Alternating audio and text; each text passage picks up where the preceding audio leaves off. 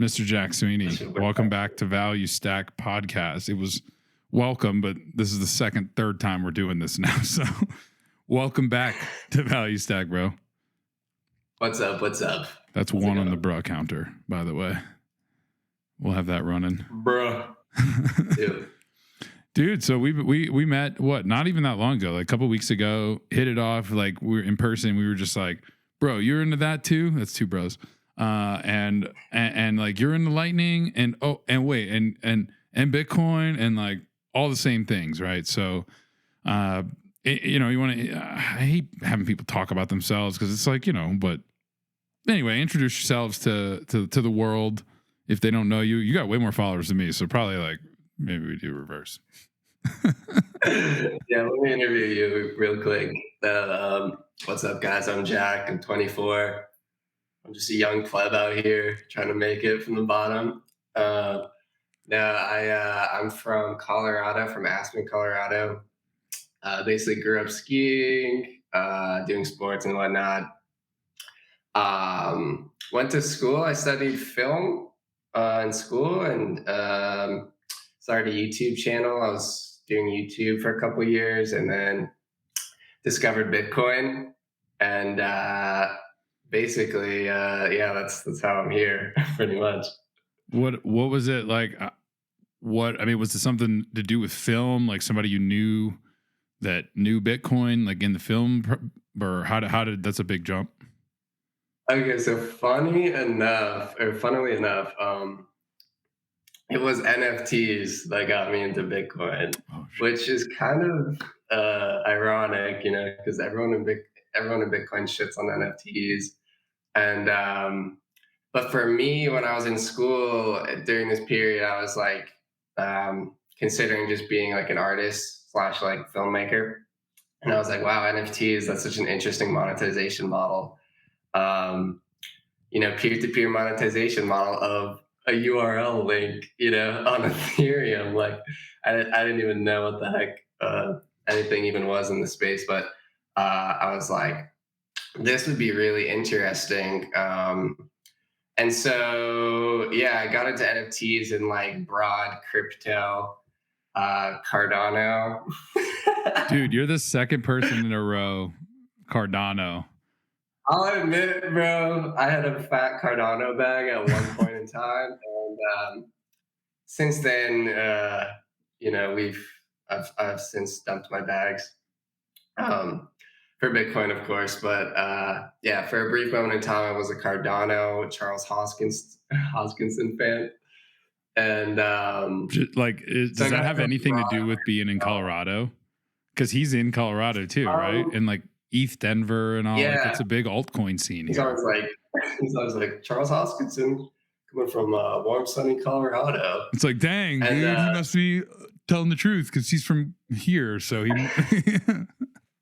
so relatable, and he's such a smooth speaker, dude. He's like very intelligent with his words. So, that's definitely like, where you can get into some trouble. But scammers are always the best linguists, bro. Right. They are. Like Richard Hart. Same thing.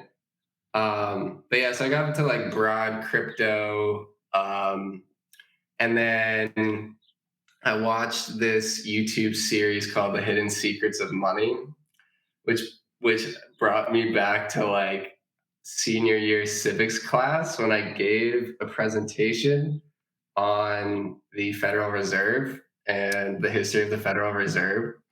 And so I was like, wait a sec, I forgot about fractional reserve banking. Oh, yeah, that's the thing they do. Yeah. Yeah, I was like, oh, wait, my money isn't real. Oh, right, I forgot.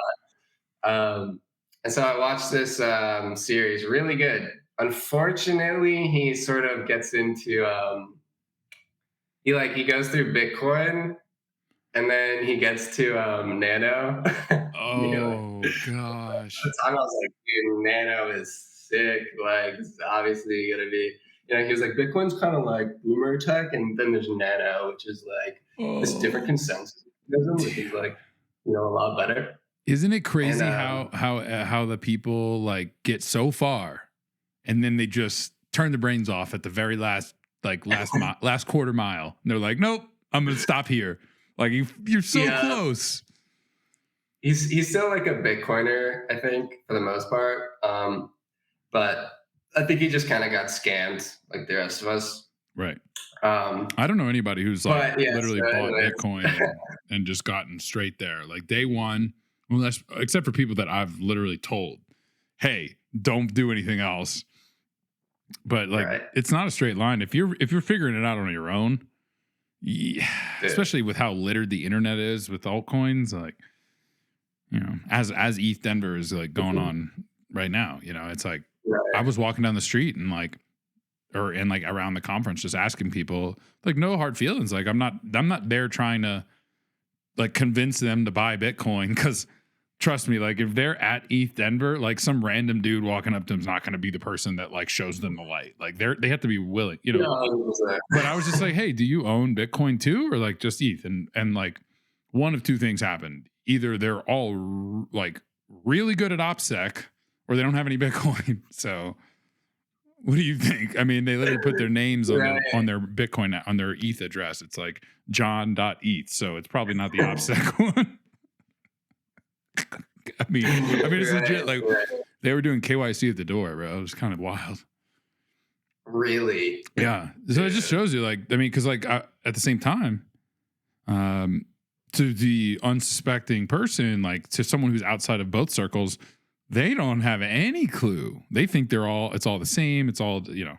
Yeah. So it is interesting, like how when you get down that rabbit hole, it's like, oh, they're very different. Oh, like they're very different movements. In fact, maybe focus on different things. So what was it about? Like if you got into it from like the Nano and Cardano, I shouldn't even say these words out loud. We're gonna get deplatformed just for mentioning them in the algo. Yeah, like how'd you go to Bitcoin then?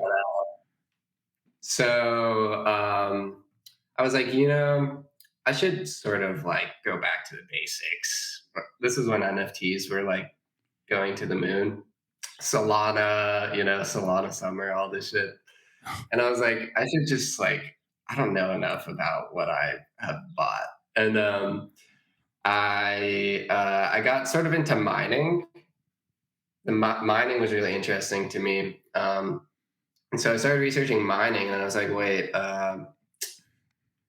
this goes so much deeper than I originally thought. And then I read the Bitcoin standard, and then the stock to flow and the hardness clicked in my brain. Like my brain was finally like ready for that. And I was like, oh, okay. So there's only going to be probably one of these.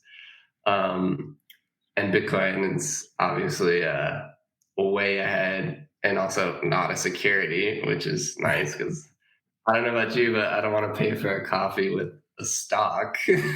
But right? You can, I guess, if you really want to. But there's a taxable transaction associated with it. So, what do you think is different about?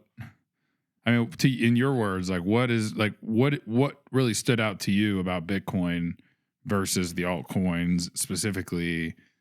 And then why do you think so many people like and I mean, I'm not that much older than you, like a few years, but like I'm technically not Gen Z, right? So like people who are in their early 20s as opposed to like late 20s, early 30s, like I find there's such a difference. Like it's crazy. Like I don't understand it. Like I don't understand why like people who were born in the early 90s are like NFTs are stupid, but people who were born in the late 90s, early 2000s are like, oh my God, it's the future.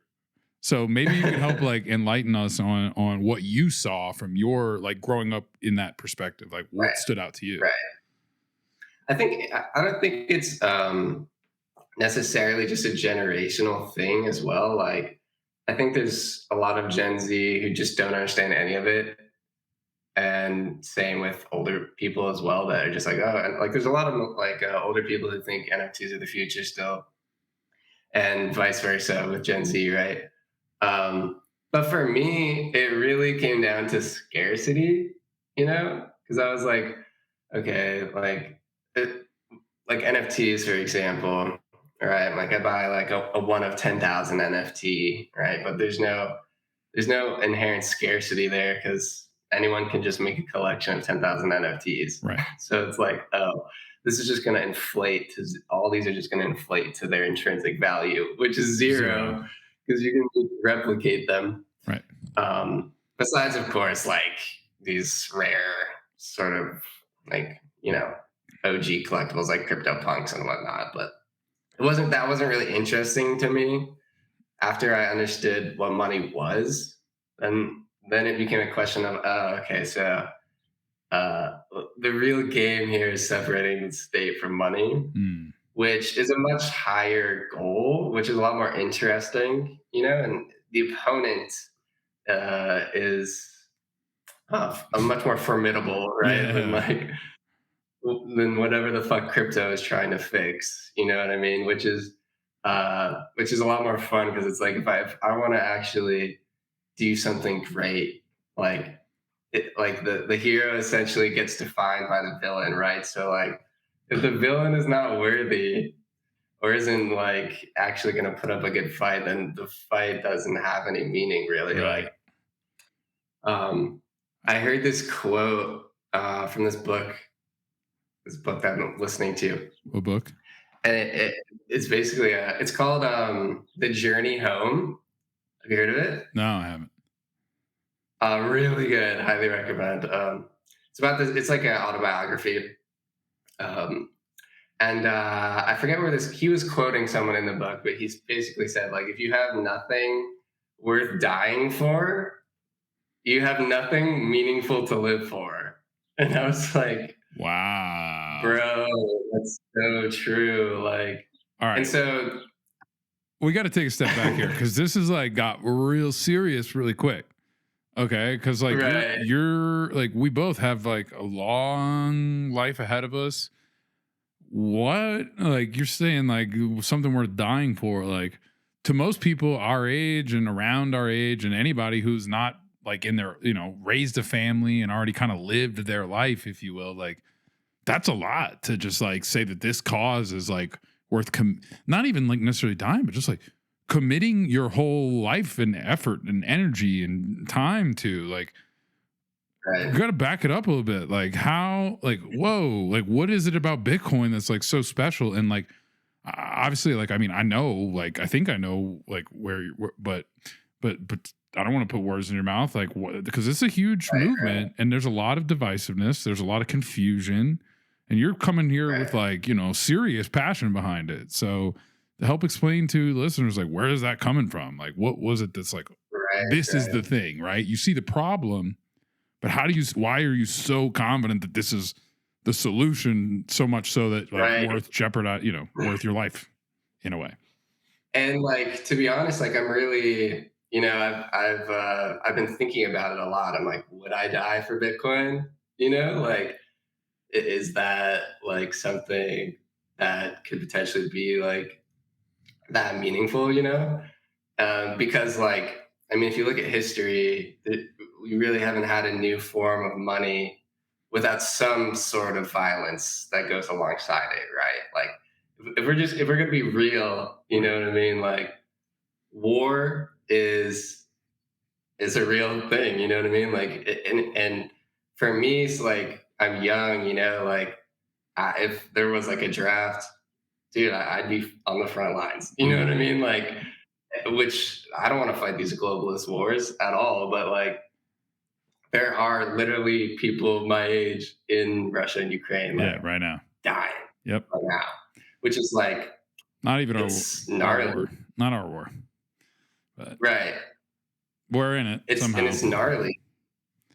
Yeah, like we're of course funding it. So how do you see? I mean, okay, so to expand upon that, like, what is it about Bitcoin that like is the solution still? I'm still not quite sure on that end. Right. I think the principles that are imbued in the protocol, freedom of speech. I mean, people have died for that, in the past. Right. Whole revolutions have been started over that. And so to me, the truth in the mathematics of Bitcoin, I think is what is the most meaningful, that sort of requires a um, a, a serious sort of um, like you sort of have to take it seriously. You know what I mean? Like like it's not like a trivial thing.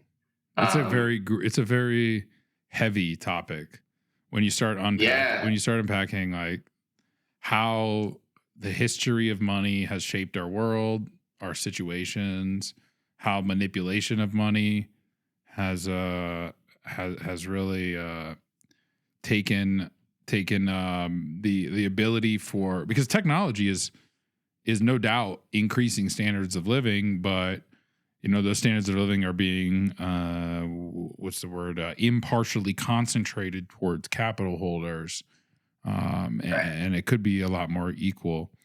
And I think that's partly because of the way that the nature of how our money works, where the capital owners benefit from the technological growth, and then Yeah, the wage deflation occurs, and it just is kind of this like sick cycle that people get stuck in and can't get out once they don't have right, capital, because they have just cash, right? And then when you have just cash, you can't get ahead because they burn the cash, or they burn the purchasing power of it by printing more. right. Um, yeah, dude, I Yeah, mean, it's a really heavy thing. Like I guess like I, I agree with you. Just like I guess I'll answer my own question just to be fair. I think like Bitcoin has a sort of incorruptibility to it that I believe is still possible. If that changes, I would probably become extremely bearish on Bitcoin. right. The ability to run a node, studying the block size wars and the history, seeing the centralizing forces of other chains play out in real time. That game theory kind of like, Ethereum was cool. And, look, I'm not, this is a Bitcoin podcast, but like Ethereum is cool. I was the same way. I got into it like with like technology. Cool. I wasn't here for the monetary revolution, like the hill that I was going to die on. Like I Right. was literally like, Right. I like computers and video games. This is cool. Literally, that was like, it was cool. That's the perfect, it was cool. I just thought it was cool. And I was like, Yeah. why did I want to Yeah. do anything and learn about it? Because it was cool. No other reason. And now it's like, okay, it's turned into something else for Right. me. And obviously, like doing podcasts, working in the industry, like doing all that. But it I don't know, like especially like being in your early 20s, dude, or early mid 20s, like not a lot of people even thinking about their life ahead of them. Like they're thinking about Friday night at the bars. That's what I was thinking about at Right. 24. I sure as hell wasn't thinking about like I'm my like, financial future, and I worked in the financial industry, and I still right. wasn't like, oh, the money's fake. Like, I mean, I studied economics, I took civics class like you, but Right. it just, that stuff that wasn't important. Wasn't important to me. Yeah. Do you think like something in your background or like childhood, like hobbies growing up, like made you care about this more than your peers? Definitely, I think. And like, this is just sort of the story that I tell myself in my brain because I think it makes sense, but I don't really know. But my dad is a real estate developer. And during 2008, like we basically like almost lost everything. And I think I was like 9 at the time, and it left like a really big impression on me. Yeah. um, Sort of just like the stress of it all, and like, why is this even happening? Like, it was so weird and surreal. And so I guess I sort of like intuitively felt like, okay, there's something off, like something is not natural in the world. Um, and when discovered Bitcoin and basically like the principles of sound money, I realized, oh, that's the fucking problem. That's what's not natural. We have theft and corruption Right. at the base layer of society, and sort of this just swirling undertone of like unease, and anxiety that comes with knowing something's wrong, but not knowing what it is. Um, and so I think that's why it like was so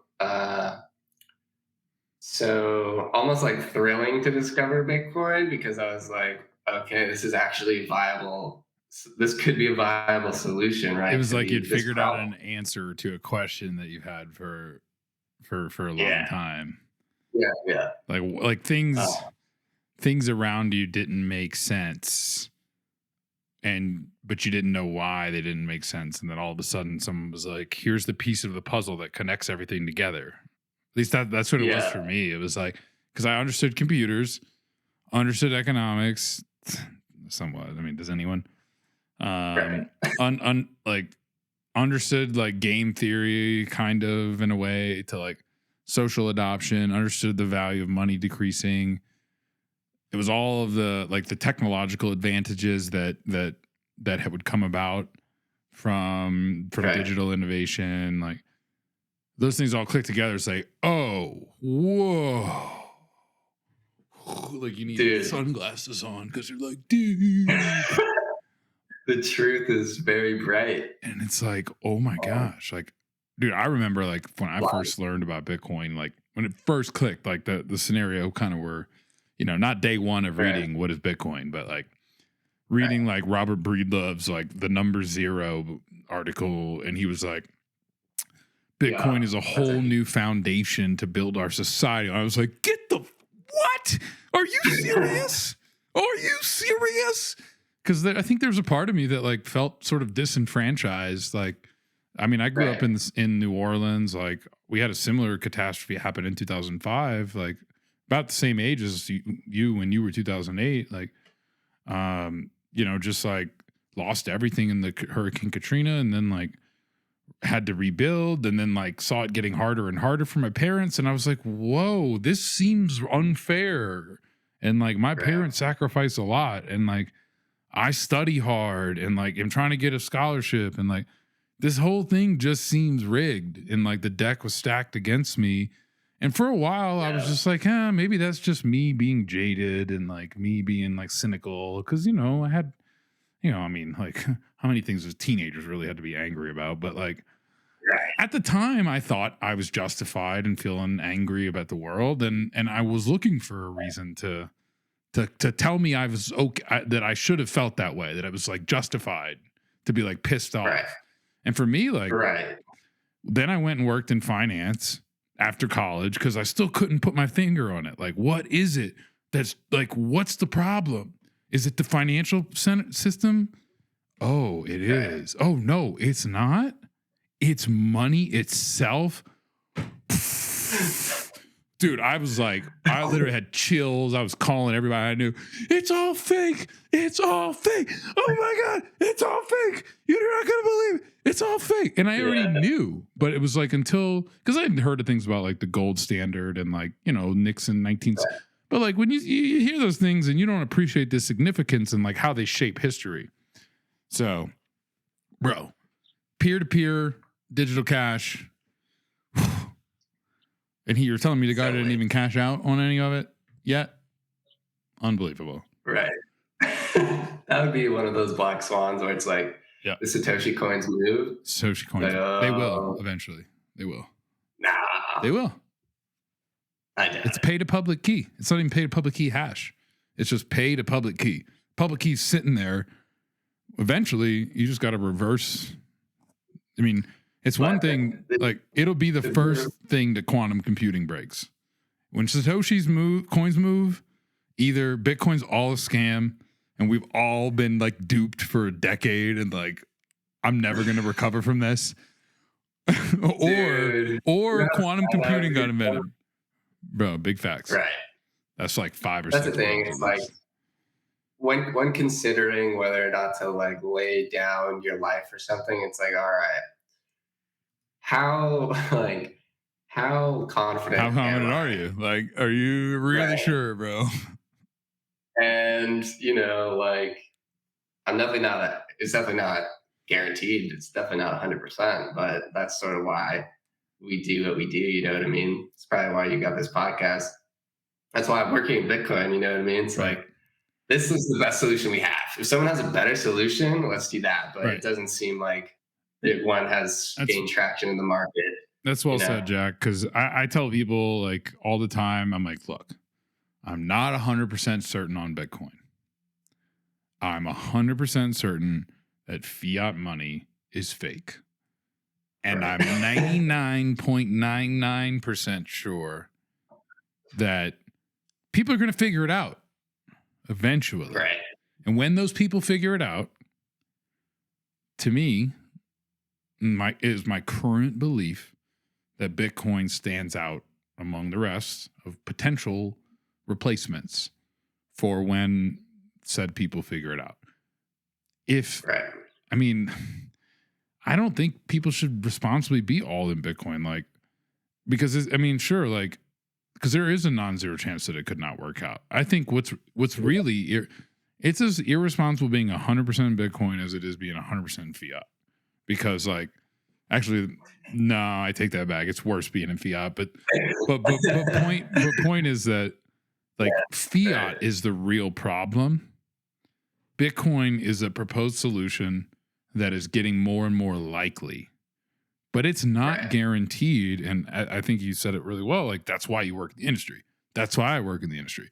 That's why we do the podcast, because we feel it's important, and whatever little bit we can make an impact and, like, you know, shell our bags, the better. Yeah. And it's sort of like, you know, that's how we sort of make meaning in the world, it seems. You know, like, we need something we need a villain, we need something to fight against, you know, for us to have purpose, right? It's like, what else am I going to do? Right. You know what I mean? I think like, about that all the time, dude. When I quit drinking alcohol, it was like, okay, now what? Because, like, before, I was the person that I described earlier in the episode. Like, Friday night, like, the whole week was like to get to Friday so that we could, like, party and meet girls and, like, do whatever, you know? And then, like, Monday through Thursday was just like was a means to an end to enjoy the weekend. There was no, and it was just like, okay, Monday comes around, cycle repeats. There was no greater purpose. There was no, like, okay, 10 years from now, like, I want to be here and here. I didn't look that far. So when that happened, I was like, well, I need something to do. I literally need something to consume, because I have all this mental, not consume. Well, yeah, in a way, like, because I was like, you know, when you're drinking, you're just kind of like, it just chills you out, you know. You're like, yeah, whatever, whatever, you know. But, like, when you're sober, you're like, I need, you know, or at least personally, like, it's like I needed something to, like, channel that energy and, like, stuff too. So 100%. I don't know, how did we get on that? Don't remember, but it doesn't matter. Okay. All right, good. But no, I definitely feel you. Like, I went through that period as well. That was sort of like my COVID dark night of the soul. You know what 21 I mean? during COVID, or 22?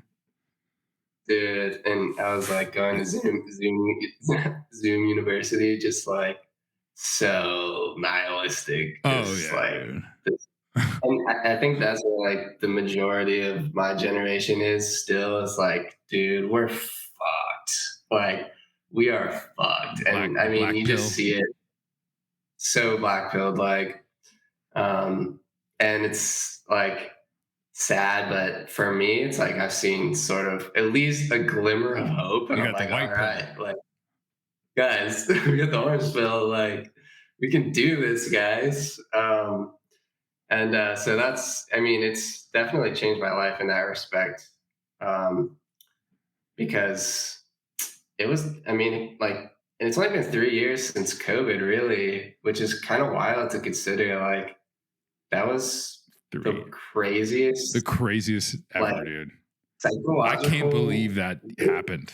I still, like, I can't believe it happened, dude. I can't believe that everyone in the world locked everyone up in houses and said, deal with it, and we'll let you know when you can come outside. And then when people are like, well, what about like this? And they're like, nah, we're going to print trillions of dollars instead. Stay home. Dude, and like if you really like get conspiratorial about it, which it's kind of fun to take it to its logical conclusion, but it's dark, dude. It's dark. Can you give us a 30-second summary of like the conspiracy that is 2020? Right. I mean, from what I understand, like they were gonna have to print the money anyway, so they used COVID as a cover. Yep. Right. 100%. Agree with it completely. Which makes a lot of sense. It's not and now it's not about responding to crises. It's about they know that they have to do this money printing every few years, and we're just looking for the best social opportunity to get it to be, you know, popular. So when there is a virus that can kill you, bro, that's a pretty good reason to like be on the bandwagon. And like, by the way, Jack, I'm not a medical expert, so like I'm not even going to use my own like what I think. I'm just going to trust the experts. So it's a really easy way to get everybody on board with an agenda. It's really disheartening, you know, what fiat currency essentially allows for, like the fraud that it perpetuates, and like the loss of life that unfortunately like came from it this time around. Like, you know, 2008 was like financial crimes and financial fraud, but it wasn't like directly. I mean, I'm sure indirectly, like a lot of people, you know, were affected like physically from it. But this time around, it's like we fucked up as a society. Like and now, like, you know, the wheels of justice are slowly turning, but it's like, dude, we really fucked up. You can't expect them to self-regulate either, though. Like, they're not gonna put. Who's gonna make sure this doesn't happen again? The people who did it, like, exactly. You know, this is the problem with centralization and short-sighted policy. You get in, by the time you do some damage, and by the time the effects are felt, you're gone. You're out. You're out of politics.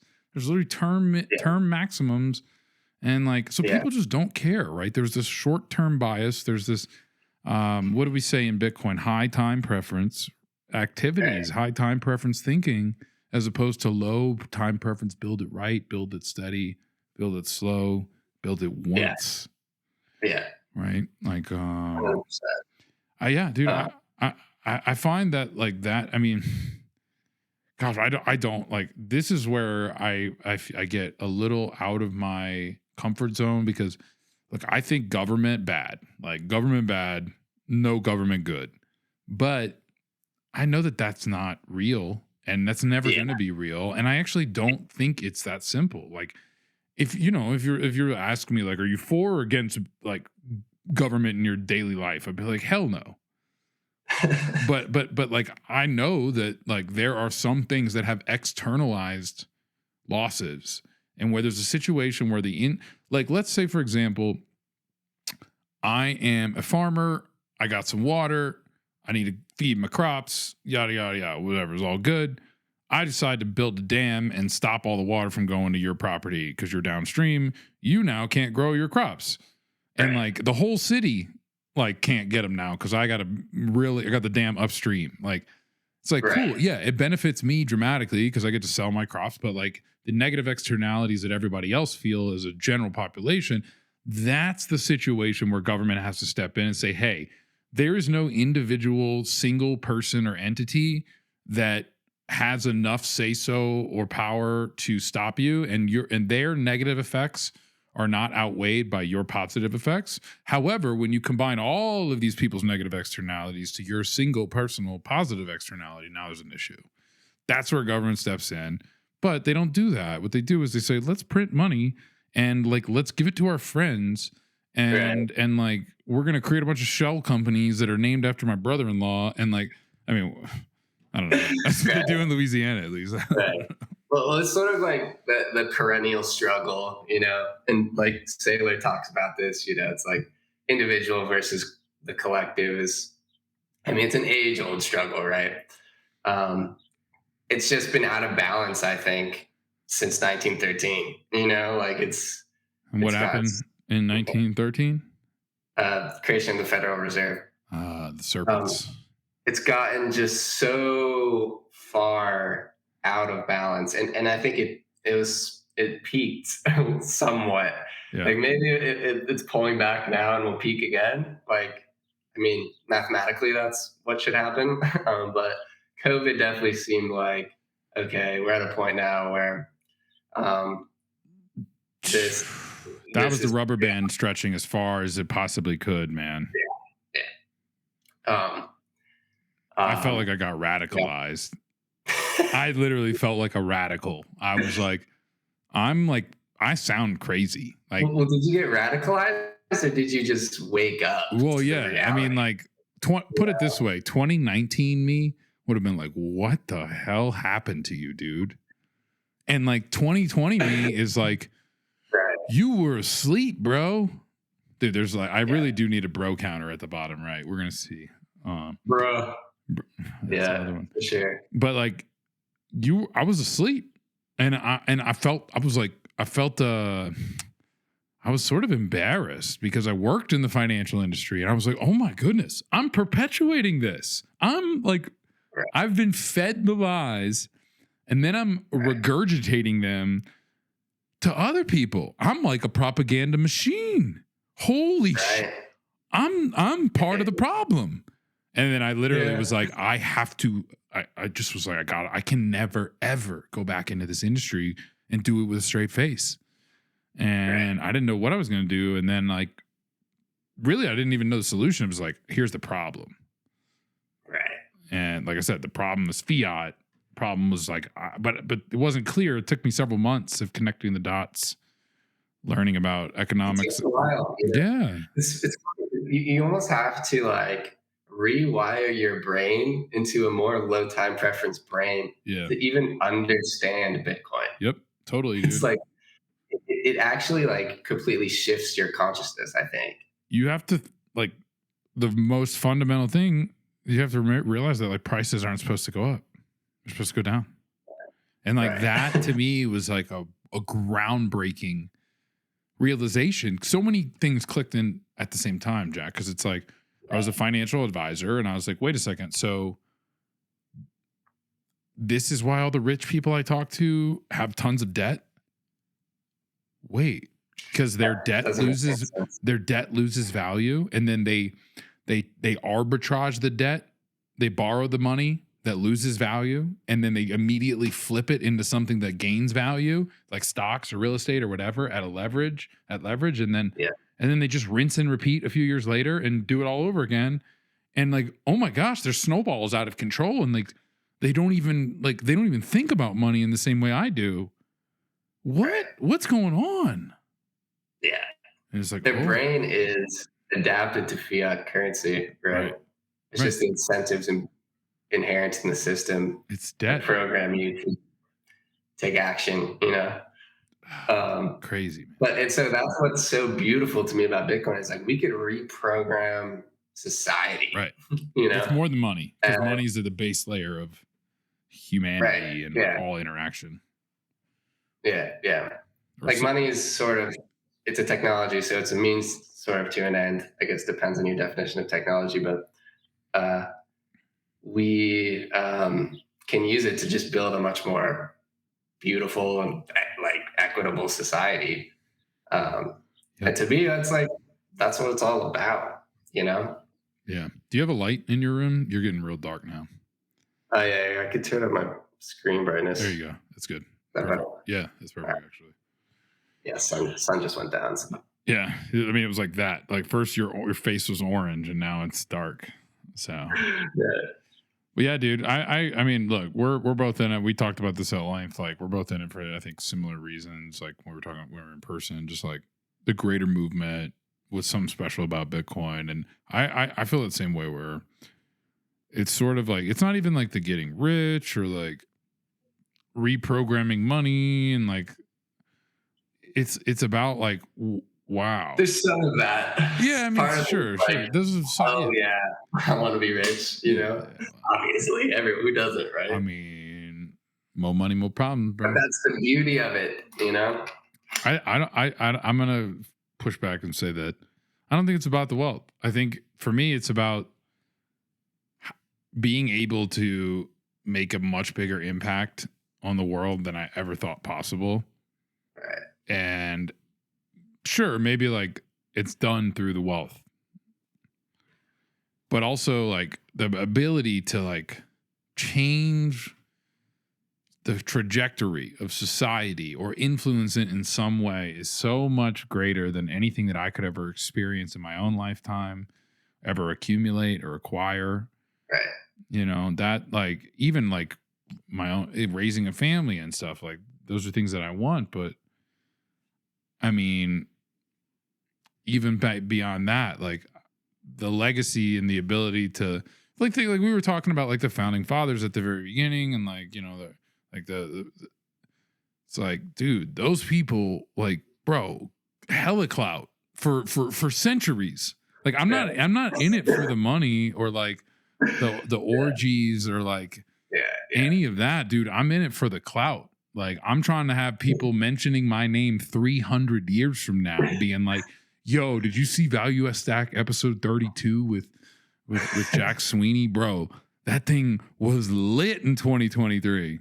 Like, oh man, those guys were so far ahead of their time. That's what I'm in it for. Right. I'm in it for the I told you so's. I try to like, you know, consider like the fact that, you know, like when we die, it doesn't really matter. Like it doesn't, and I guess like, but you could really take that to its conclusion too, and just say like, all right, well, nothing exists unless I'm existing, you know, right now, and Right. nothing else exists besides this moment right now. So if I'm gone, you know, it doesn't really matter, but it's still just sort of a like, you get to this point where it's like, yeah, nothing matters, but that's kind of why it's fun and cool, and it does like it Takes the does matter, pressure like it off. feels real. You know what I mean? It is. Have you read The Last Question? No. Or maybe it's, I think it's called The Last Question by Isaac Asimov. It's a short story.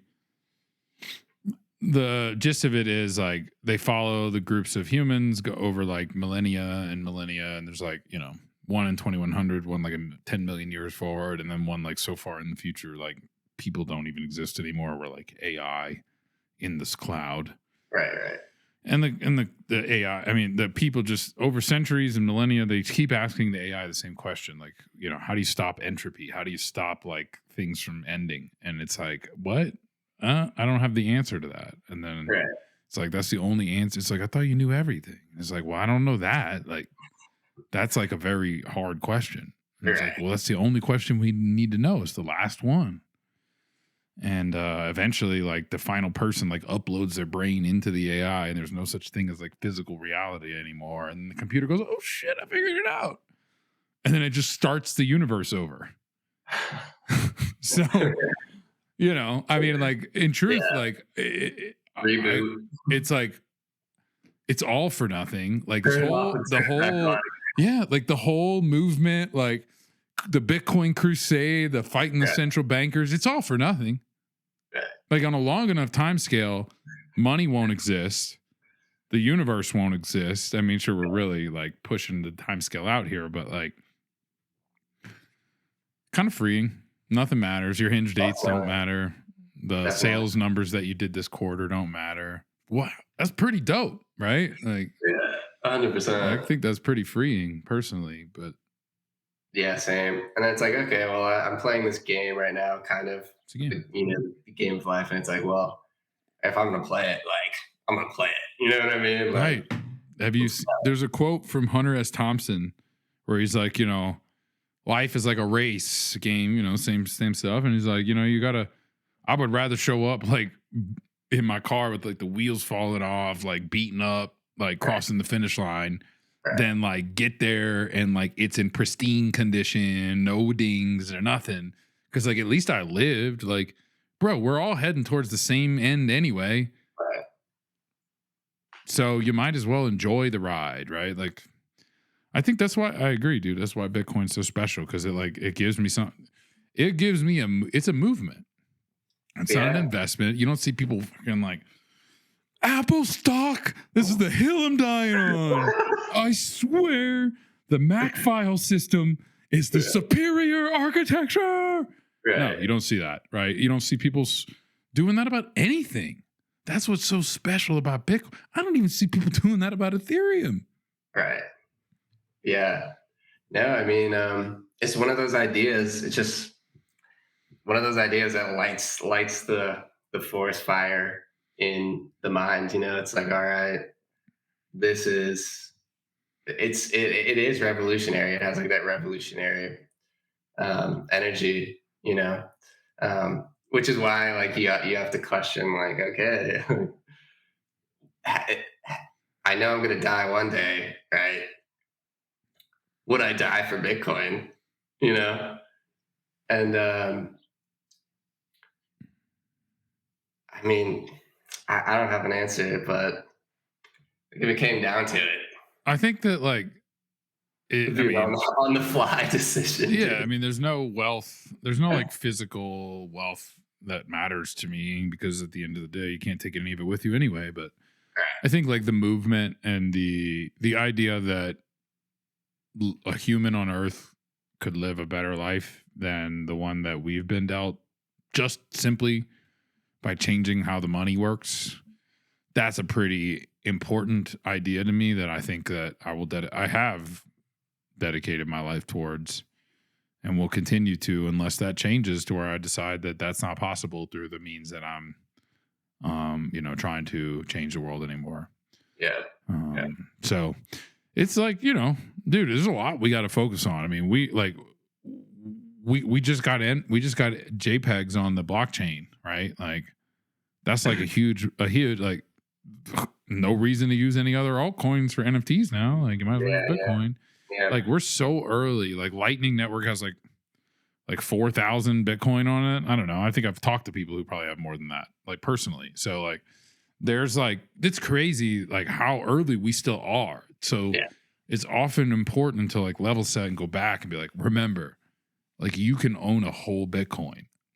You can own multiple Bitcoin probably if you like really like, I mean, you got your books on the floor. So like dude probably got multiple Bitcoin. Like, you can own an unfathomable amount of the fractional share of wealth that you should have if it was equally distributed. Now, what does should have mean? Well, not my place, but most people don't understand what's going on. Right. It's so, I mean, I think we're at a point now where like people subconsciously are definitely aware that something is going on. Yeah. They don't necessarily know the solution, or they've heard of the solution, but they don't understand it enough. Yet, which is like we're right on the precipice. Dude, I see it all the time. People just like they're like, what's the guy? Mike Still. Mike Still. He goes and like interviews people, and he's like, "I'll give you some Bitcoin." Like he explained Bitcoin. She's like, "Oh, I should probably get some," and she's like, "Oh, you could see the light bulbs like flying, like going off in her head." And he's like, "Cool, I'll send you some Bitcoin." She's like, "Oh no, that's a scam." I'm like, "Oh my god, dude." Like, tough watch. I mean, look, I get it. People are weary. It's not. It's sad because like they're so they have such high defenses up that everything's a scam, which I mean, pretty much right. That they like, they just like, they can't, most people can't even like, Bitcoin. Like, and in fact, they're like, you're trying to tell me about Bitcoin. You must be a scammer. Right. Like, it's like you have so something to push. Yeah. No, like I'll be on like a Hinge date and I'll be like, they're like, what do you do? Sometimes I'll just be like, I just work in tech, you know? Right, but then never. if I get another date, they're like, so what do you do in tech? I'm like, oh, I work at like a Bitcoin startup. And they're like, So stupid. Bitcoin? Never. They're like, oh crap, like I should head out. Yeah, that's what I'm saying. You should know? never ever do that. I literally tell people, Yeah. first off, we got to talk about like how you're getting all these dates, because I thought that was a pen pal app. It's either that or it's something to do with my age. Because I think my profile's funny anyway, but that's off. Right, we won't right. record that conversation. But like, Yeah, for dating advice. I the rules of the game. We'll exchange secrets. I mean, and by exchange, like you just tell me, because like whatever I'm doing on there is not working, but it's fine. So I have a picture of me at the podcast, and it's like, anyway. I'll give you an audit. Why are you telling these women on dates about Bitcoin, bro? Dude, I'm just spreading the good word, bro. Yeah, like, I mean, I'm like, okay, this is very important. Like, and if you're gonna date me, you should probably know that, like, I love Bitcoin and I'm big mistake. It, you know? Yeah, I mean, I'm optimistic. I'm always like, you know, like if I just present this information in a good way that isn't, you know, like coming off like a weirdo, culty, which is hard to do. Like honestly, because it's a cult. Unfortunately, like let's just not even like it's a cult. Yeah, but I'm optimistic. I'm like, okay, I could orange pill this girl. Why not? You know what I mean? Like, someone's got to do it. Someone's got to do this work on the ground. You know what I mean? Hinge date by hinge date. I guess. Put it in work. And I'm like, I don't even care, like, you know, if we get another date. But now you know that there's only 21 million Bitcoin, so you're good to go. So success. Like, thank me later. I'm like, I'll send you some if you want. And they're always like, yeah. I'm like, all right. I made that mistake. The last few girls that I've dated have all known that I've been affiliated with Bitcoin and and do like the podcast, and like I work in IT.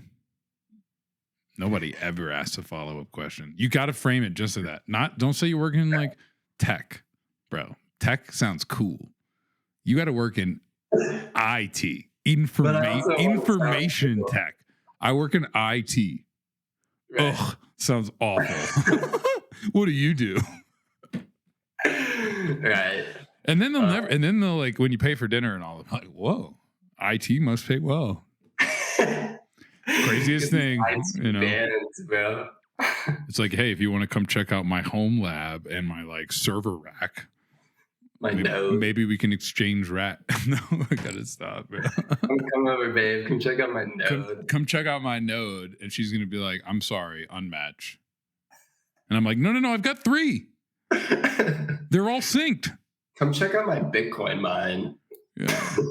See, like, you got to be careful with you can't mention anything about like, I mean, because I used to say like, because same way, Jack. I'm like, obviously, I'm very passionate about Bitcoin and work in it, do a podcast about it, yada, you know.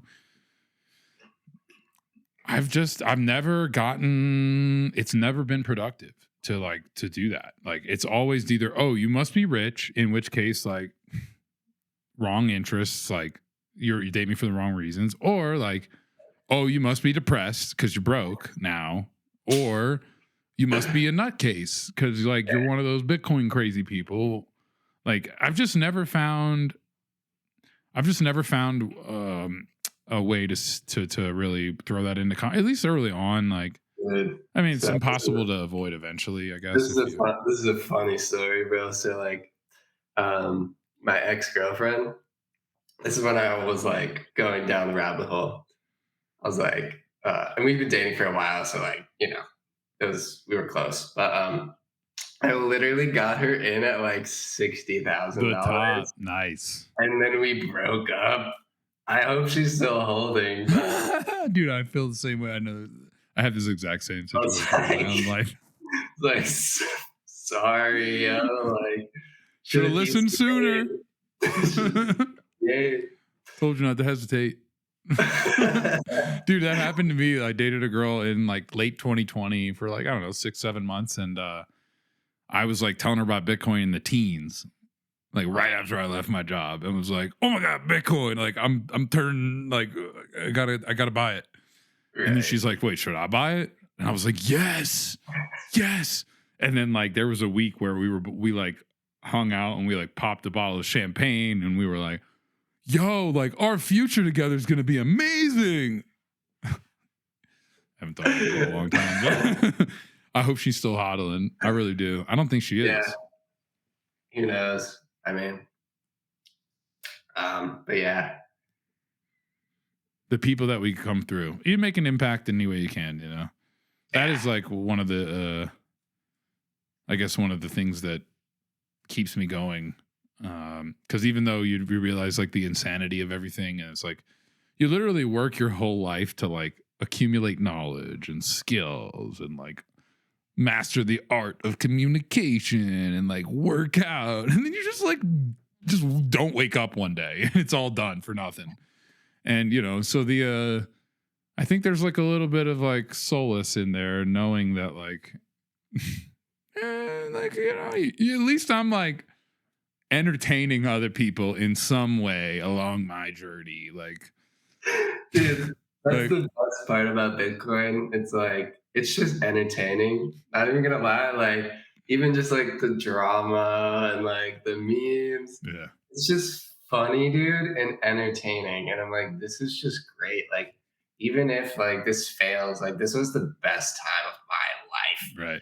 Shit posting on Twitter and chilling with my boys on NOSTR and zapping each other and posting memes and just making fun of like the shitcoiners and having fun. Like we gotta have fun with it. Like it's we're gonna obviously create the new monetary world order, but we gotta have fun at the same time, right? Like what's the point? It's not fun. That's right. Well, dude, the zapping thing is like that's pretty new, right? Because like NOSTR has really brought on the lightning. I've seen the traffic go kind of parabolic. I got my first zaps the other day. I tweeted this thing. It was all your memes are 13 years plus. All your memes are belong to 13 years plus instead of you don't even know this meme because it's that old. You don't know really. All your base are belong to us. Like the worst translation of English to a video. Homework. All your base are belong to us. Meme. Anyway, okay, I'll look it up. There's a. I'll go through the archives. The meme record. It's one of the original. It's like one of the first memes to ever be on the internet. So really? You had to like really know your meme history. But anyway, right. all your memes are belong to 13 years plus. And I tweeted it, and I got some sats like in my Lightning wallet while I was on a call for work, and I got a notification. It's like, you just got Bitcoin. I was like, what? Dude, I felt like my body had been like, levitated. Dude, it's crazy. And I think what it's going to do is it's going to incentivize a level, like a content renaissance, basically. Yeah. Like the incentive to make the best possible content that you can is now actually instant monetized for it. You can get directly rewarded for your creativity with nothing in between, and it's so awesome, man. Like literally, and like I like zapping people more than I even like getting zapped. I mean, it's great to get zapped, but like when I can actually give someone like a tenth of a penny or a penny for a good meme, I'm like, dude, like that meme, because like memes are literally they're like the pure like semiotic experience of the internet is just meme, which is so it's literally like I could pay someone literally for an idea directly peer to peer. Like that's crazy instantly. Yeah. And it scales. Which is and they convey a lot of nuanced information in like very little text. Like the Luke Skywalker. Like it's proto telepathy. It's a really early form of telepathy. Well, pictures convey a lot more information than words do, right? So it's not surprising. And then when you combine the two into a format, maybe it's like, I don't know, steroids. I love the meme culture, and it's entertaining, if anything. Like there's nothing boring about Bitcoin. Like it's a bunch of like misfits and like people who otherwise I would say probably, like, for the large majority of people who are very adamant about Bitcoin, it's probably like what most people would consider like outcasts to some degree. There are like, obviously, people from every walk of life that are involved in Bitcoin. That's part of the beauty of it. But at the same time, those, at least those in like the very Bitcoin only, very outwardly communicative about it, the maxis, basically, like it's a different group of people. It's sort of it's a frequency. It's like a vibe. The Bitcoin. Though, like, like, I mean, I'm like, when we met, like, I was like, oh, you're a Bitcoin only guy. Like, all right. Like, it tells me so many things about you, right? Like, you're not taking shortcuts. You're not in it for quick bucks. Like, you have some critical thinking skills. You don't believe everything that you hear. Like, it just, I mean, it goes on, and like it really, I hate to like put anyone in a box like this, but because it isn't, but like, it is so illustrative about so many characteristics of a person. Like, if you are someone who promotes Bitcoin only, that tells me a lot about the individual right there. There's more to know. Like, that doesn't mean you're necessarily going to be a good person. Right. But boy, does that put you on like a head start. Yeah. I mean, and it's a really interesting, like, psychological profile, I think like Bitcoiners are generally like pretty high, like they're pretty open, because you sort of have to be open enough to new ideas to like consider, like, okay, everything I've ever been taught about money is a lie. If you got if you got to the point where you think that Bitcoin can be the world's reserve currency, then you've had to get to the point also in life where you have been real with yourself to admit that some things that you hold as like near and dear beliefs just maybe aren't true. And that takes a lot of self-awareness, but also humility to get there. And that's, I think, probably the concepts more than the aspects of Bitcoiner people that I am gravitated to more than anything. It's like self-awareness and humility and then dedication. Yeah, because it does take a lot of dedication to actually understand, because Bitcoin's very simple, but it's also very complicated. Right. I think like their Gigi has said that. It's paradoxical, and so to actually understand it at a deep level, it's like, dude, years and years. Like, you have to understand so much, and I'm not even close. Right. That's why I'm like, okay, do I understand this enough to like put my life on the line for it yet? Probably not. Right. But did I get there? Yeah. But like, when you meet another Bitcoiner, it's like, okay, yeah, so we've been on the same path somewhat, Right.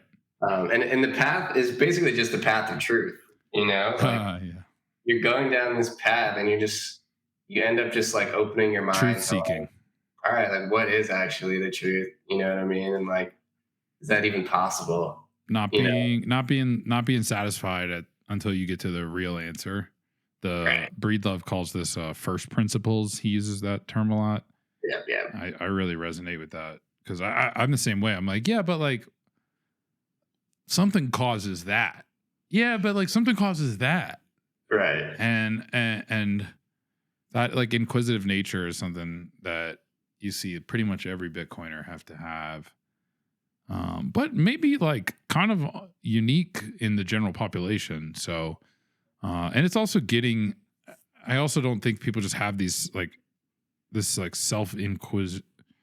They don't just ask themselves these questions like randomly. There's got to be some external stimuli that kind of leads them to water. Yeah. Like, 2020 was it for me, where like 2008 kind of like made me think like, oh, maybe something's wrong with the financial industry. But then I was like, well, I mean, like, whatever. Like, they fixed it. It's fine. And then I was like, oh, wait, they can't fix it. Oh, I see. They're trying to fool me.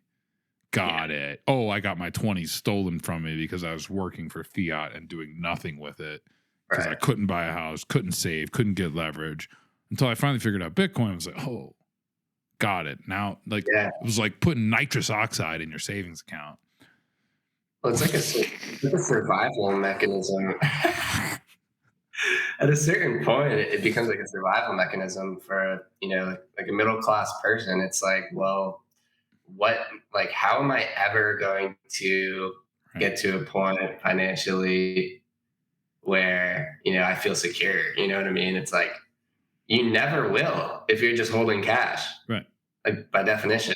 I mean, at the current rate of inflation, it only takes like 8 or 9 years to 7 or 8 years to lose like most of your purchasing power, like over half of it. Yeah.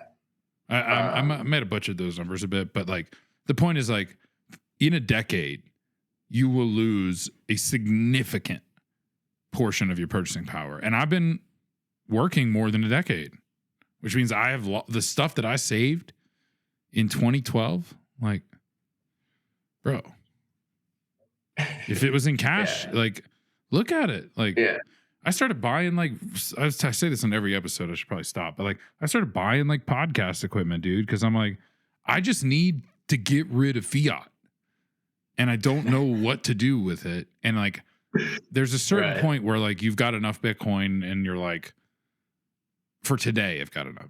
So tomorrow I'll need more. But like DCA, that's like just DCA. Like that's what I do. I just DCA. It's easy. Yeah. It keeps it unemotional more than anything. But like, I'm like, okay, aside from the DCA, like, what do I do? Because like, I can't stand to see this like $400 in my checking account.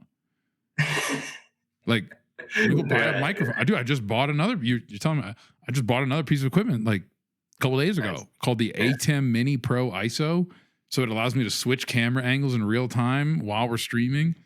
Dude. It's like, why not, bro? Like the podcast, hopefully you do too. So subscribe if you're still listening this far. Subscribe, everyone. Like and subscribe. Speaking of, I don't know. Do you want to talk about Bitcoin more? I don't want to keep you too much longer. No, it's like literally like you're like a black hole in the screen at this point. Can you still see it? Is it bright? No. It actually like your screen. Oh shit! I can turn on the light real quick. Oh, young pleb. That's what now I can see you were literally just like dark, like, dude. I hid my screen so I could just look at you.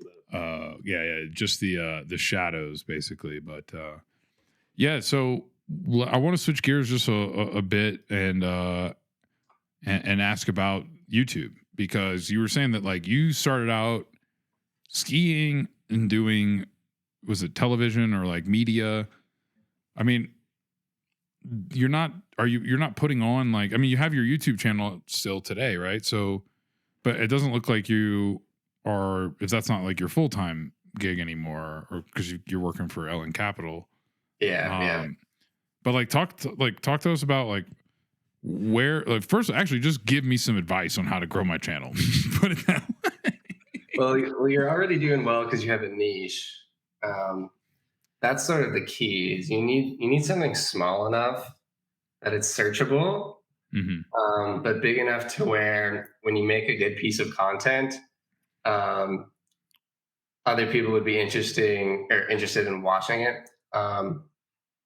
And you need consistency. Yeah, that's huge. Like, you need, above anything, you need to just be consistent, because you also get better over time as long as you're consistent. Totally. And then it just comes down to really making the best possible content you can, like putting the hours in. Like, I remember like when I was really making YouTube videos, I would spend, 10, 15 hours editing and filming and like doing the whole thing. Wow. But I was still in school at the time. But I know people like professional YouTubers who like they will edit for a week, like 8 hours a day for one video. And you sort of have to, that's sort of like the if you want to be really big, like he has like millions and millions of subscribers, Nope. that's the level that you have to be putting into. If I can get to Peter McCormick's level of quality, and like, I'm good. Right. Like, their podcast production quality is so good. Yeah, it's great. Excellent. And It is. Peter's a good interviewer too. I don't agree with all his views, but like, he's a great interviewer. And like, that's my goal. Like, once I get up to what Bitcoin did podcast level, I'm just gonna quit. Because like, hopefully that will happen, Jack, is like, that'll happen, and then Bitcoin will be like going up so much, and I'm like hiding. I'm in like hiding now. Disappear, change my name, move to some island, Yeah, just dip.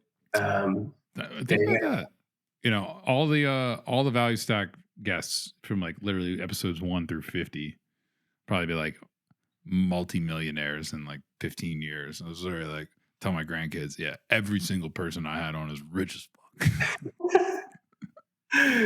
Yeah, I mean that'd be great. That'd be awesome. Good, like, that's what it's all for, dude. To have the laughs later on, Yeah. So, But no, I would say like if I was to give you one piece of advice about Bitcoin, or I mean about YouTube that worked for me, was like the thumbnail. Yeah. Thumbnail you have to almost spend like as much time on the thumbnail as you do on the rest of the video. It's true, man. Because I've searched topics, and I pay it since I started creating content. I pay special attention to my own behavior when I'm using YouTube as a user. Right. And like, we'll be like, oh, I clicked that thumbnail, not that one. What was it about that thumbnail or the title? And I'm starting to put things together, but dude, there's no manual. And like, it's also like your audience. Like, you have to know your audience. Like, some audiences would respond to a certain type of thumbnail and title, and others may not, so it's about not only, I think you had said something earlier about like creating a niche, and not only creating in that niche, but then knowing your niche and what resonates and what doesn't. So like, for example, if I were to title this episode, top ways to like earn a crypto yield, like, or something like that. Yeah, like that wouldn't get much viewers, because like my listeners don't care about yield and they don't care about crypto, right? Like, but if I was to say like, foundational principles of Bitcoin culture, which maybe that's what I'll call it, like, that may be like a bit more, resonate a bit more, and then I get like a picture of you being like real serious or real funny. I don't know. We'll see. I'll just screen cap, see what we get. But thumbnails. What about language? I've been thinking about like hiring a translator to like translate the language, or at least subtitle, because I hear that's like Mr. Beast started doing that, and his viewership exploded on his channel like that. And I mean, look, if we're for real, like, and we're saying like Bitcoin's for everybody, and we're not just like American hegemonists, like right. It's almost like more important to have the content go out to people who don't speak English, because those are the people who probably need it more, and there's less competition there too. I think the Kaiser Report, Max's show, they were translating it or dubbing it into Spanish, and it was like one of the most popular shows in Mexico. Right. Like insanely popular, which makes a lot of sense, because in America we don't even, we're intellectually lazy, because we don't really need to be on top of shit as much as no one's asking the hard questions. Right. Like, our inflation rate is like, it's much higher than it should ever be ethically, but it's still way lower than, somewhere like Venezuela, for example, which is like, so like for them, they really know what it's like. For us, it's like we subconsciously know, like collectively, but there's that pain that they got to feel. Yeah. See, I felt the pain when I was like living in cognitive dissonance. It sounds like you sort of figured it out too through that same lens. These people have to feel the pain by going to the grocery over and over again and being like, well, eggs sure are expensive these days. Right. Like, dude, you want to know how to flex on someone? Make a quiche. Sign of prosperity. At least in Colorado, eggs are like $10 a dozen now. So it's like straight up royalty. Like, I'm gonna show up with like a meringue and be like, "What's up?" Yeah, man. No, it's ridiculous. Like, I go to the grocery store and I'm just like, for real? Like, I just want to scream. Really, like, it's the money. like seriously, like this lady was at the I think I said this in Callie's episode, so maybe like, I don't know. I hate repeating myself in episodes, but I can't remember. So I was like, these people were like talking, ordered, like it was two girls or like girl and boyfriend, I don't remember. They were talking and they were like, oh, the price of eggs, and I wanted to be like shouting at them, and instead, like, and honestly, this is my own fault. I was just like, yeah, crazy, huh? Like, totally should have been fiat's fake. But then you're that crazy guy at the grocery store, you know? So I was just trying to like softball it to them, like, oh yeah, I'm like, isn't that something? Yeah, like letting them know that like they're not alone, that like other people realize what they're realizing. Yeah. It's just, you should look into like Ludwig von Mises and like like Austrian economics. Yeah. Like they'd just be like, what? This is all explained in the fourth turning. Like, yeah, we're about like chapter 17. Don't worry, like what's next is supply chain collapse and we all start eating bugs. See you later. Yeah. yeah. It's but that's good. It's a good sign that people are like, oh, like, right. Because prices, it's the price. They're seeing the problem. They're seeing the problem. They just haven't seen the solution just yet. Like, strange. Rent is up 20%, and eggs are up. Rent is up. Car payments are up. Groceries are up. Everything's up. Oh my! Why? My lifestyle what is it? Yeah. Can't be the money. We're sort of in like we're in like the antithesis phase of like the dialectic of this new monetary system, and we're close. Some people have already like synthesized it, but the broad population is not even there. But will they ever get there is the real question, like probably not. Not everyone but will. You don't need everyone is the thing, you just need a subset. Do you think fiat and Bitcoin will coexist like long term, or do you think Bitcoin has to eventually supplant fiat and people just stop using fiat altogether? All right. I do think eventually, and it could be like our brains just aren't wired to consider like small incremental changes over decades and decades and decades. Right. And I think one day it's 100% possible that we just wake up and we don't even remember fiat. Like we just sort of, this is just the world we live in now. Do you remember the library? Exactly. I'm serious. I think I like went to a library a few times. I remember going to the library to use the computer. Right. And now I've got 4 within arm's reach. It's like, do you remember gold coins? Like, no, I've never even seen a gold coin. What's a coin? They don't like. I remember the quarters. Like when I was a kid, they were like collecting the quarters because they were doing like the state quarters, and I was like, oh. You learn about numismatic value. It's like, oh, this quarter is worth more than a quarter because it's rare. But like, and you learn about scarcity, and then you wait, like they can print infinite amounts of any of these. Yeah. But even that was a little counterintuitive because there's a metallic cost to printing these quarters, right? There's a commodity to issue. Today, there's zero.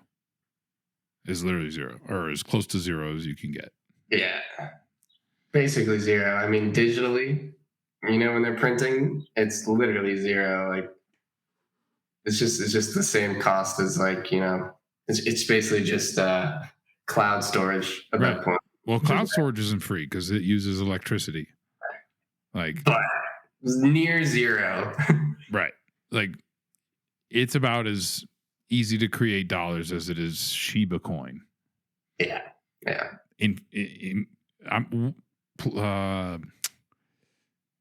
Trick question. What has more supply? Shiba Inu Coin or the US dollar? I don't know, actually. If I had to guess, I would say the US dollar. No, it's Shiba Inu Coin.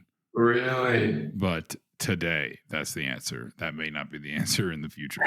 That's the great flippening, bro. Yeah, the flippening is when there's more dollars than Shiba coins.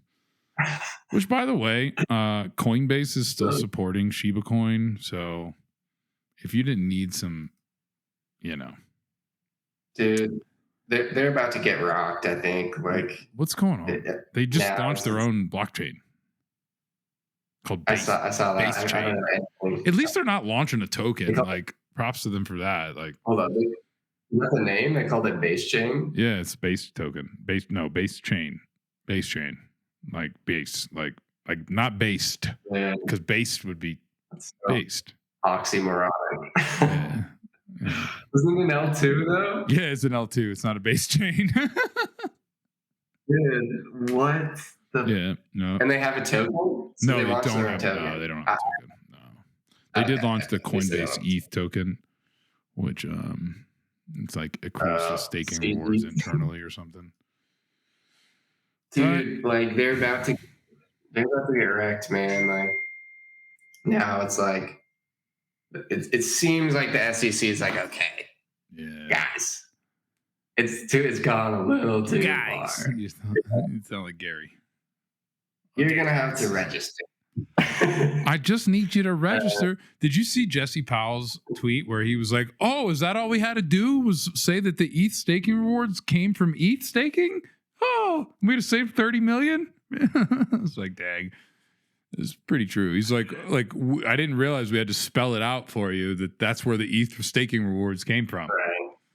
And he's like, I didn't realize we just had to disclose that. I mean, it's just, dude, it's a nightmare, bro. They can't even like unlock it. No, it's like Vitalik hasn't tweeted in months. Like, dude, and I think like when they finally ship that code that lets you unlock it, ETH could just dump, dude. I mean, I know that anything that I have left in that ecosystem will be sold, market sold, not even limit, market sold. Unfortunately, I got and like you staked some ETH like years ago, bro. Years ago, dude. And I'm just like, at one point I was like, I mean, it was paramount in my journey because like the staking it, the promise of the upgrade, then being delayed, then staking it and telling you that you'll be able to unstake it soon. And then like, oh, okay, upgrade's coming way late. Oh, unstaking's coming way late. Oh, I'm a sucker. That was really important. It was really important to understanding the nuanced difference between ecosystems. And it was an expensive lesson. I mean, it's gone, but it was a valuable lesson because when I learned it early, and I learned it not the first time, but that was the last time I learned it. Yeah, and it stuck. So yeah, it's almost like you got to get burned. Yeah, sort of really you just can't. Like if someone just tells you like, oh, that's risky, like yeah, whatever. Right. Like risk means reward too, bro. Like people on Wall Street bets are like, yo, this weekly option that's expiring tomorrow, that the stock has to go up 10% tomorrow or I lose it all. And then it goes up 15% and they make $10 million. And they're like, my whole life has changed forever. And you're like, that's risky. It's like, dude, fuck you. I'm rich. So like, like risk comes with reward too. But 100%. Usually you don't see you got to be taking risks. Yeah, definitely. Well, that's why. Damn, that's some stake ETH. Oh yeah, no, I mean it's fine. I don't But care. we might eventually get it out. Who No, I knows? probably will. I probably will. I probably will. And if not, like the lesson was worth it. So, I mean, I would like to get it out and like buy like a car or something with it, you know, like. But yeah, dude, someday, Yeah, maybe, just maybe. But I've got faith. I got faith in the I devs. have zero faith. Devs, do something. I need them to do something. You know, can you Can please stop? devs do something? Devs, do Ask the something. devs. Please stop trading. You Ask them know, if they can just help you out. Like, I'm sure they I have was some sort of explaining customer this support. to a family member the other day. I was like, yeah, so this like ETH, because I was talking about like how ETH is like ETH Denver is going on today. And I was like, yeah, you know, ETH and the staking and the thing. And I was like asking them, and they were like, I don't know. And I was like, you know, NFTs. And they're like, I don't know what. And it was just like, they're just in it for a different reason, bro. Like, it's Right. not, they're not in it for the revolution. They're in it for the tech. And like, that's cool, I guess. Like, that's the whole reason I got into crypto in the first place, because I thought it was cool. So it wasn't for ETH being cool, I probably would have never figured out Bitcoin. So, you know what? It was good for that purpose, if anything. And that's where I'll leave it. All the wash trading and like the artificial pumping of NFTs, Yeah. just in a weird way, attracted so much attention that it got a lot of people in. Yeah. But that could have been the mass that will propel it into the next. Yeah. I mean, look, if 10,000 people adopt Bitcoin and then 9,900 like to get discouraged because it drops, still 100 more people that it, and like though. Fortunately, like I have never met a single person who understood the greater implications of Bitcoin and what it could do for humanity, and then just was like, you know what, I'm going back to fiat. Like, that doesn't happen. So each person that comes over this way, as long as they don't die, but even then, they probably tell their family and friends, and so it ripples. Like, each person that comes over, we're a little bit closer.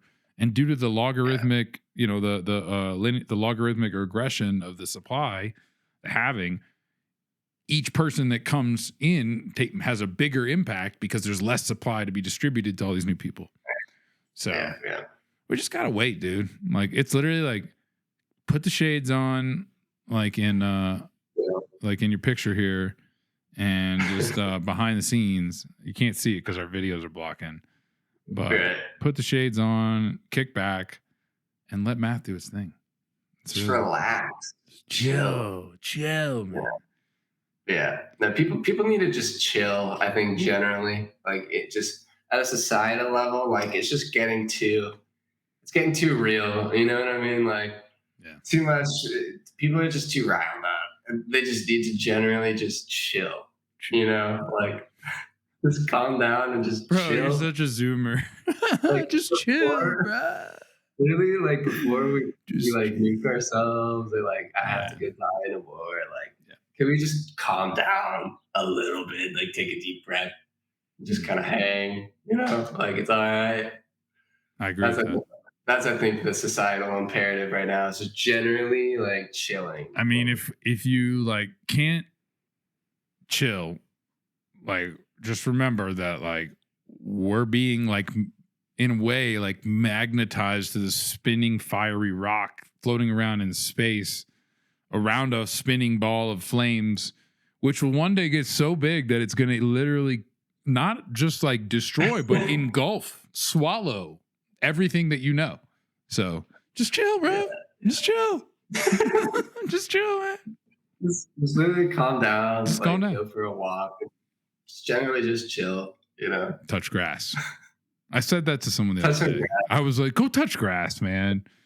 And I was like, I probably need to do the same. I was like, I need to go outside. Dude, man. I just need, sometimes I'm like, this is just too much, like too much scrolling. Like, I just need to like go, like, sit on a rock for a minute and just like, you know, ground. You still visit back here? You still got family out in Colorado? You ever come through here? They stack the rocks here. Um, That's something I've really gotten into last year is stacking rocks, yeah. like balancing Oh, them, really? balancing the stacked rocks, dude. Something about Right. the presence that it requires. Something like I just really enjoy it. The Rock Stack podcast, bro. Oh shit, I could do that. Well, I mean, we are Minimum like value stack. surrounded by rocks. There's Stacking rock. symbolism You like everywhere. stacking rock? Dude, I like stacking sats, man. Meditative. And somebody asked me at ETH Denver, "What's a Satoshi?" Dude. They said, "What's a sat?" I sent them one, and they were like, "What's a sat?" I was Right. like, I said it was a Bitcoin penny. Do you have a better explanation? I'm just trying to like, No, that's really good. That's probably the best one I've ever heard, actually. yeah. Yeah. But what I say is a sat is a Bitcoin penny. A bit is $1, like a Bitcoin dollar, because there's 100 sats to a bit. Okay. And a Bitcoin is $1 million. Because a bit, there's Right. 1 million bits in a Bitcoin. There's 100 million sats in a Bitcoin. So a sat is a penny, a bit is $1, a Bitcoin is $1 million. And then when you say, and you could have, and if you got one Bitcoin, then you're a freaking millionaire. And people go, what? All I gotta do is have one Bitcoin, I'm a millionaire? And then I say, if you think that's something, 10 Bitcoin makes you a billionaire. And they look at me like I'm crazy, which I am. So, Right. Well, the thing is, like, if you're aware that you're crazy, you're not really crazy anymore. That's fine, man. Like, we know that we're like at least eccentric, yeah. which is fine.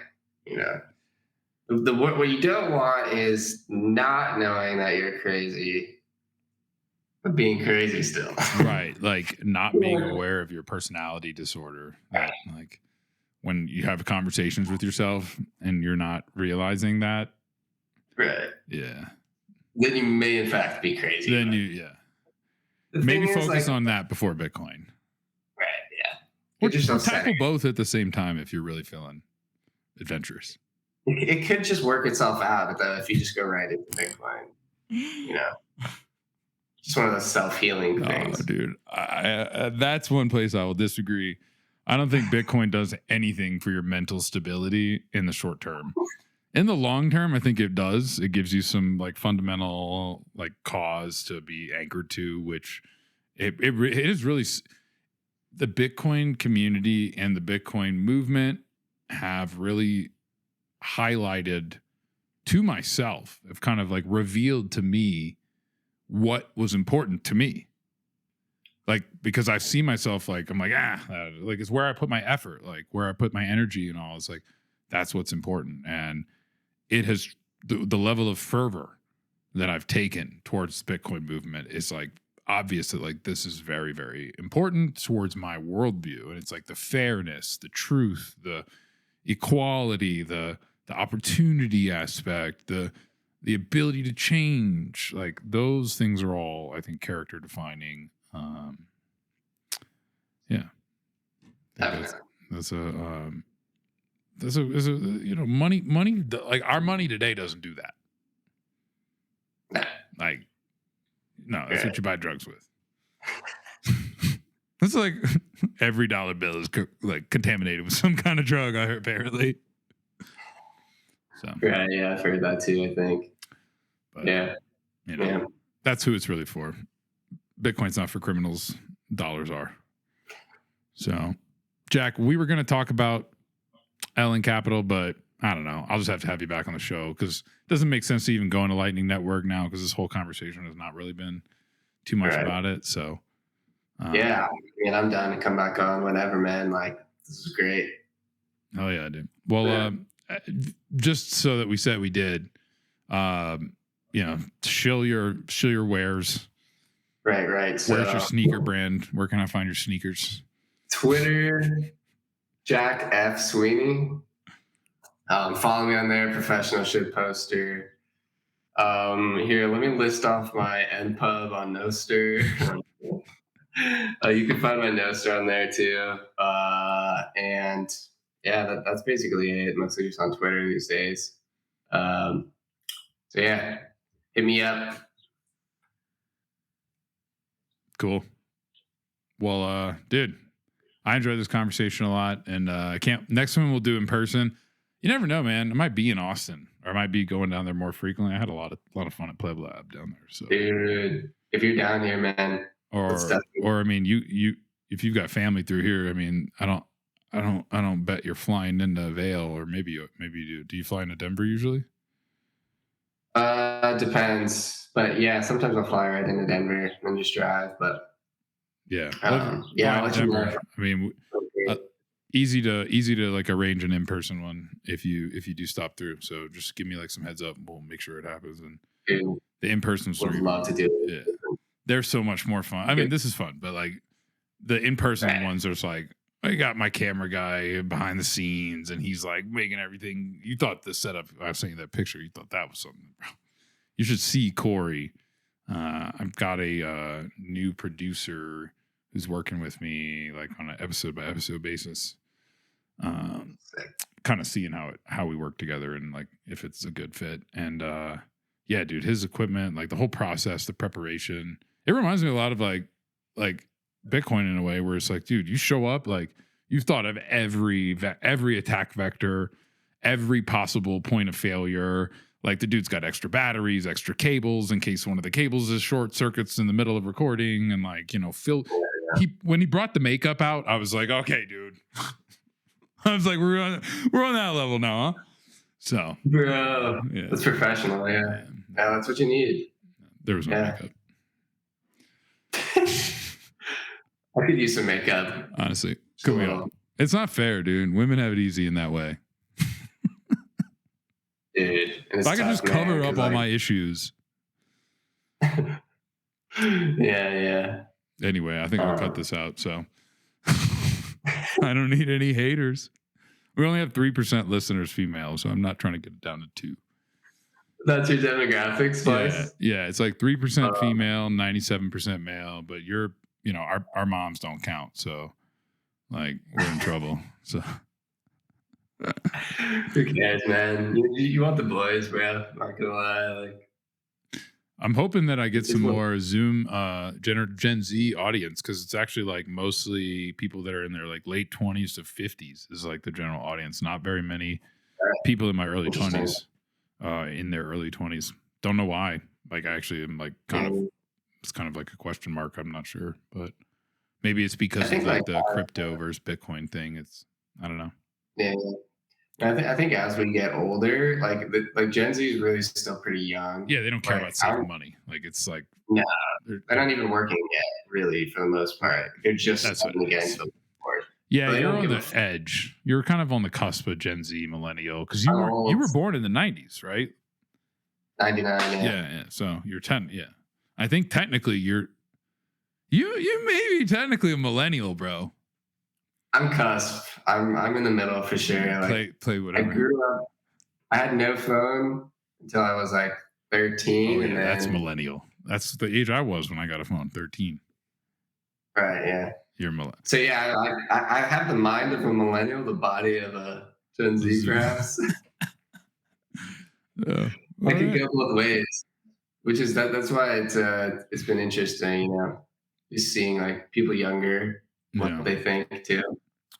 Do you think that like people in their early 20s listen to long form podcasts like this, or no, or do you not know? Increasingly so, I think.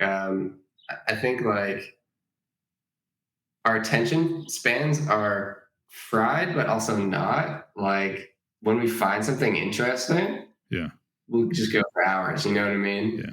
Because like you can just filter through information so fast. Right. That it's like, okay, I found something that I like. Let me just watch this. We were talking about doing that clips, like when we're in person, or you're like, dude, you got to clip the episodes out. So maybe I'll start doing that. If there are any good moments here, let me know and I'll clip them.